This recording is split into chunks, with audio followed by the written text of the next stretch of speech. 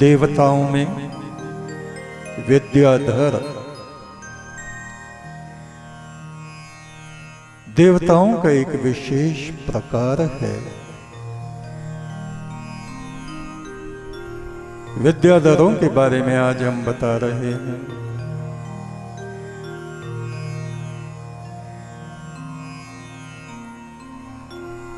ये विद्याधर शिव के अनुचर अनुगामी कहे जाते हैं। विद्याधरों का लोक गंधर्वों के लोक से भी परे है। वहां से पृथ्वी तक आने में उनको लगभग 3 महीने का समय लग जाता है।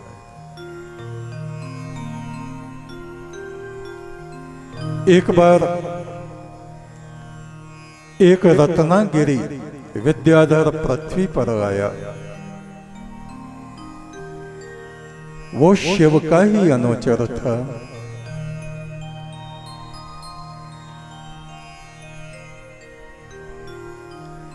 कैलाश पर पहुंचा जहां महादेव बैठे हुए थे। वायु में उड़ते हुए उसने 3 प्रदक्षिणाएं शिव की। उसके हाथों में बहुत से रत्न थे। उन रत्नों को उसने बखेरा, शिव को प्रणाम किया। तब उसकी आंख से एक बूंद शिव की हथेली पे आके गिरी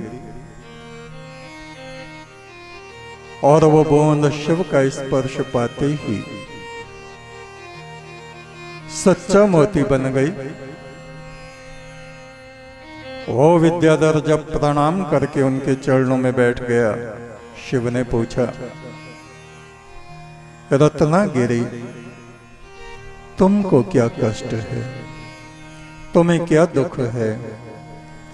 ये लो अपना कीमती मोती। ये मोती धर्म का प्रतीक है। सदा धर्म का आचरण करो।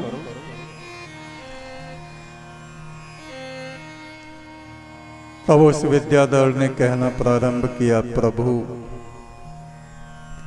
जब मैं अपने लोक से चला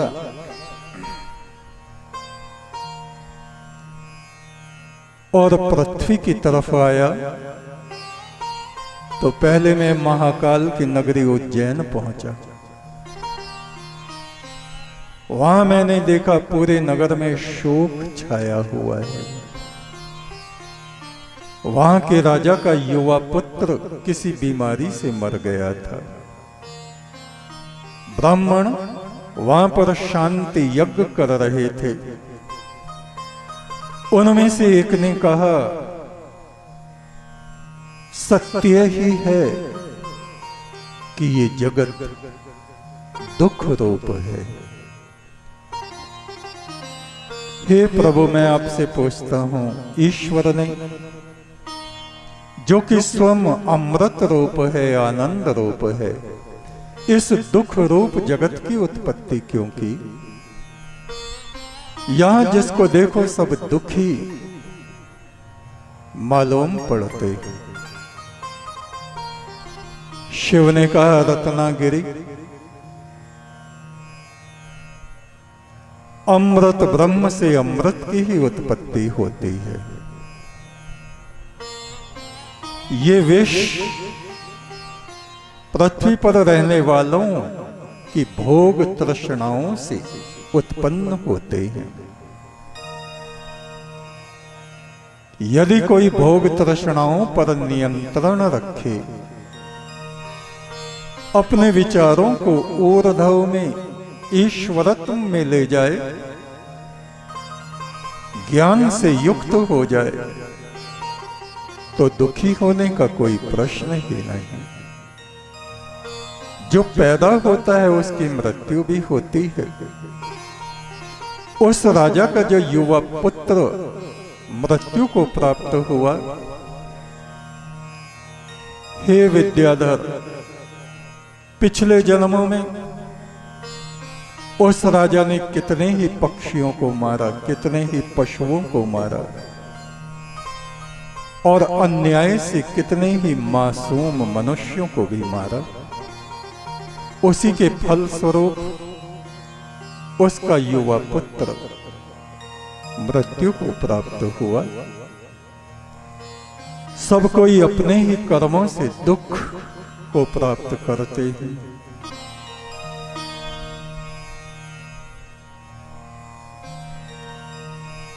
फिर उस विद्याधर ने कहा, प्रभु फिर मैं विंध्याचल पर्वत पर गया, जहां कश्यप ऋषि का पुत्र अरिष्टनेमि तप करता था।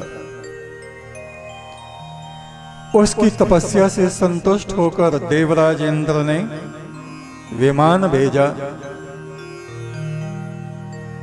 स्वर्ग के दूतों ने कहा, चलो सशरीर इंद्र तुमको स्वर्ग में बुलाता है। अरिष्टनेमि ने कहा, मेरा प्रणाम इंद्र को कहिए।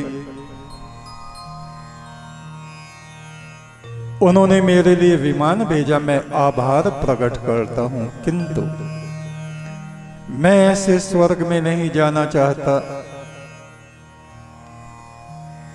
जहां उच्च आसीन देवगणों को देखकर छोटे देवताओं के हृदय में जलन ईर्ष्या पैदा होती है और जहां से जीवात्माएं पुण्य समाप्त होने पर फिर से पृथ्वी पर गिर जाते हैं, फिर उनका जन्म होता है, मृत्यु होती है, सुख दुख उनको भोगने पड़ते हैं। मैं ऐसे स्वर्ग में नहीं जाना चाहता।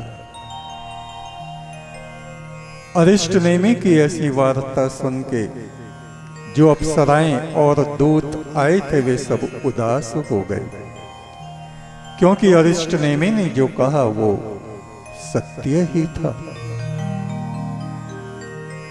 उस विद्याधर ने कहा, प्रभु ऐसे स्वर्ग का भी क्या करना जहां पहुंचने से भी दुख की प्राप्ति होती है,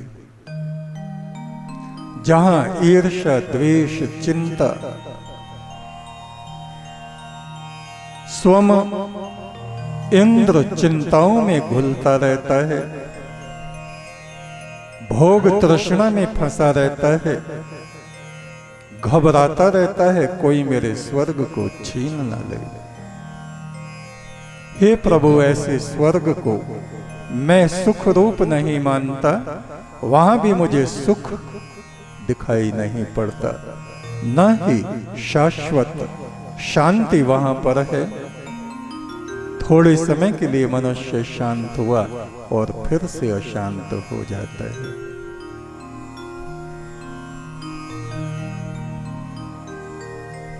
उस विद्याधर रत्नागिरी ने कहा, हे देव,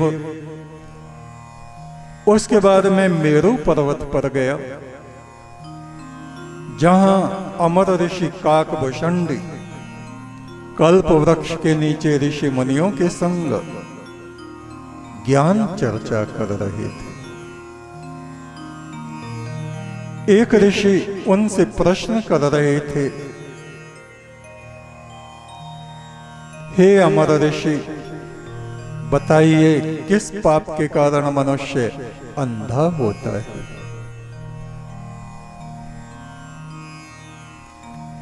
किस पाप के कारण मनुष्य कुष्ठी कोढ़ी हो जाता है? किस पाप के कारण लंगड़ा होता है, बहरा होता है, गूंगा होता है?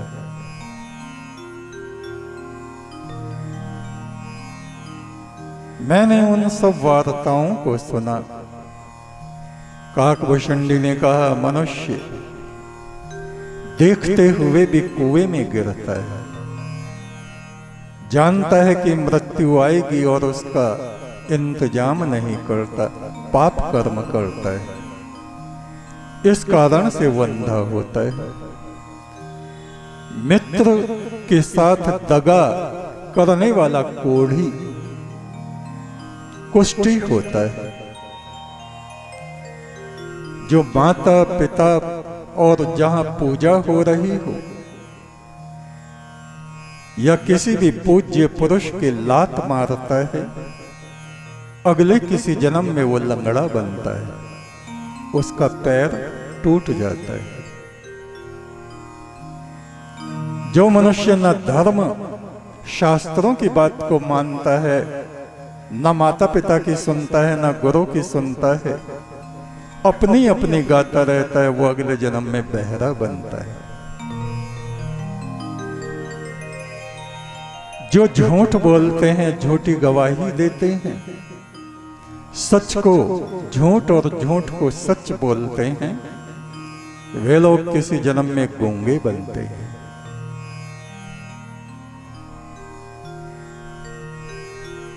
फिर उस ऋषि ने पूछा, हे प्रभु, हे काकभूषणी, इस जीव का बार बार जन्म मरण क्यों होता है? ऋषि काकभूषणी ने कहा, भोग तृष्णा की अधिकता के कारण ये जीव पशु पक्षी योनियों को प्राप्त हो जाता है और मनुष्य भी बनता है तो सदा अशांत, भूखा प्यासा, दुखी दरिद्र हुआ भटकता रहता है।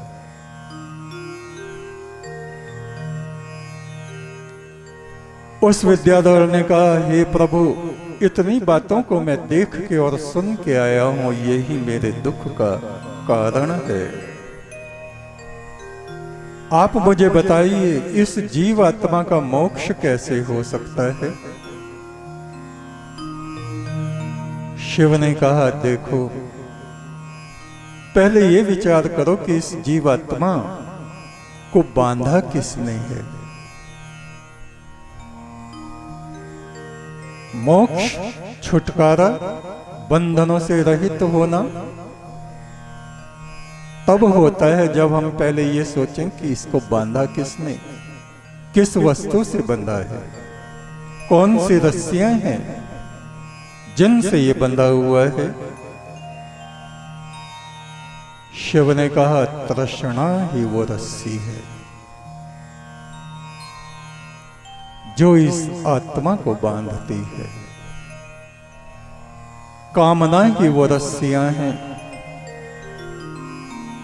जो जीवों को बांधे रहती है।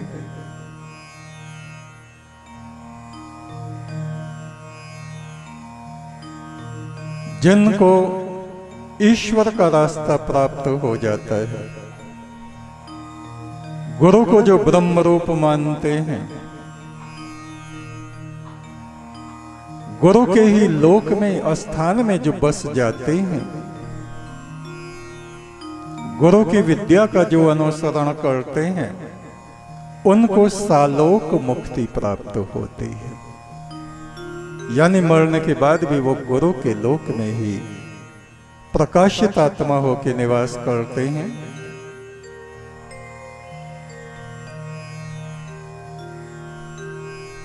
वे आत्माएं जो यम नियम का पालन करती हैं, जो झूठ नहीं बोलती, जो दूसरों को कष्ट नहीं पहुंचाती। दूसरी अवस्था आत्मा की है सारूप मुक्ति।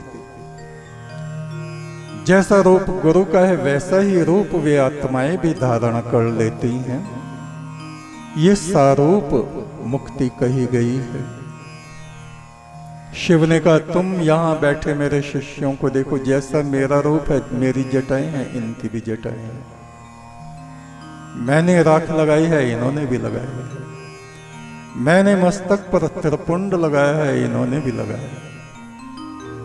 मेरे पास भी जप माला है, इनके पास भी जप माला है। इनका और मेरा रूप एक जैसा हो गया है।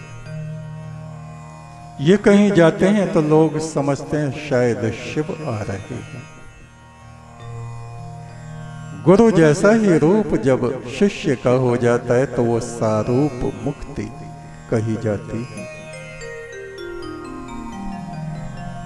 मुक्ति का तीसरा रूप है सायुज्य मुक्ति। जो विचार गुरु के हैं वो ही जब शिष्य के पूर्ण रूप से हो जाते हैं। गुरु की आत्मा जिस उच्चता में स्थित है, उसी उच्चता में जब शिष्य की आत्मा स्थित हो जाती है, तो जैसे एक जलधारा दूसरी जलधारा में जाके मिलती है, जुड़ जाती है, उस जुड़ने को सायुज्य मुक्ति कहा जाता है। और चौथी अवस्था है निर्वाण। वो ब्रह्म रूप गुरु या देवता अपनी सभी आत्माओं को स्वयं में विलीन करके परम ब्रह्म के निराकार रूप में स्थित हो जाता है। वे सब ब्रह्म रूप हो जाते हैं, उसको निर्वाण मुक्ति कहा जाता है। आज से तुम अमर हुए, अब ये तुम्हारे मन की बात है, चाहे तुम आगे कहीं पे जन्म ग्रहण करना या नहीं करना।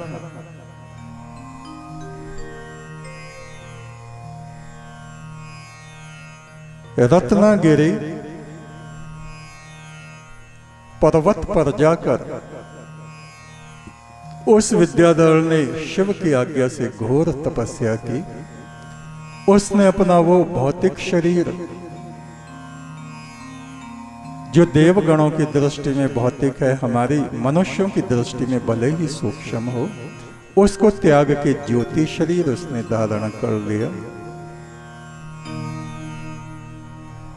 और अमर आत्माओं में वो चला गया। वो रत्नागिरी विद्याधर किसी जन्म में हमारा ही एक पिछला जन्म था।